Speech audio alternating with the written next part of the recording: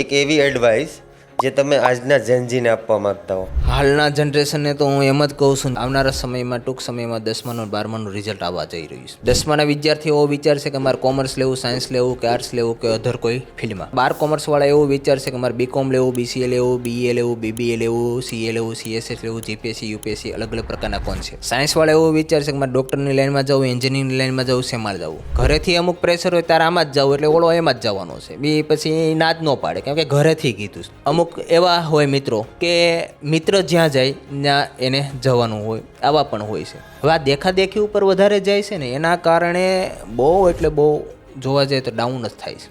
એટલે એવી વસ્તુ આપણે કરવાની નથી. એટલે મનમાં જે વસ્તુઓ હોય એના ઉપરથી આગળ વધો. ભૂલ એક વખત થાય તો એને ભૂલ ન કહેવાય. ભૂલ એક વખત થાય ને ભૂલ ન કહેવાય. પાછી ભૂલ થાય ને તો એને ભૂલ કહીએ શકીએ. એટલે આપણે એ જ વસ્તુ ટૂંકાક્ષરીની અંદર વિદ્યાર્થીને આ સંદેશ આપવો છે.